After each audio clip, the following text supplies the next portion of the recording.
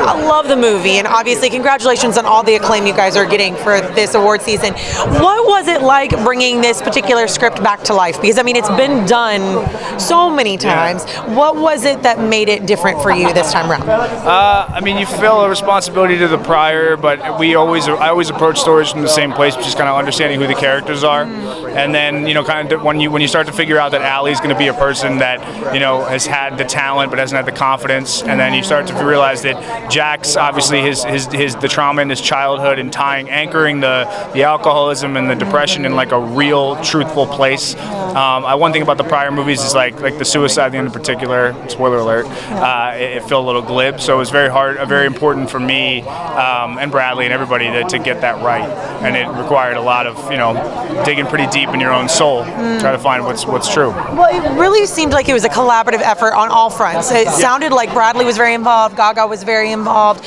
What was that writer's room like when you guys are finally doing that last bit of like touch-ups and you're doing the table read as well?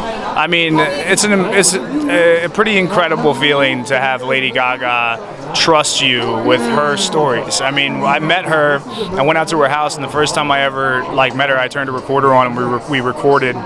She just spoke honestly about her experiences, and she completely trusted me and Bradley, and her openness and her willingness to kind of plumb the depths of what she's been through.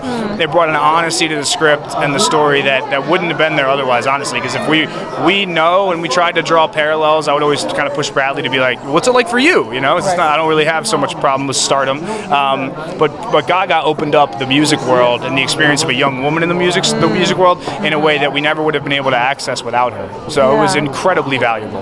And when you're on set, I mean, were there things that you guys were tweaking throughout the time that you were actually on set working?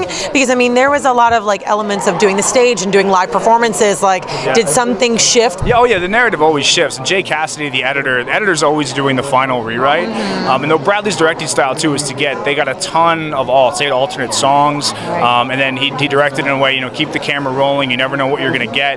There's some great improvisational moments in the movie. And so now we wrote for so many years, and we had so many pieces. We did a Q&A together a couple weeks ago, and he said he put it really well. It was between me and Eric, he had a bunch of options, a menu of things to kind of use and pull from. And as they were going through the shoot, they were changing stuff. And when they got that stagecoach performance, once they had that locked, that's the beginning of the movie. But you don't know if you're going to get it or not, if it's going to work. And so, yeah, it was an amazing feeling for me to see it at the first cut, because you just don't know. You don't know if the music's going to work, and it was surpassed every expectation I ever had. So, well, congratulations.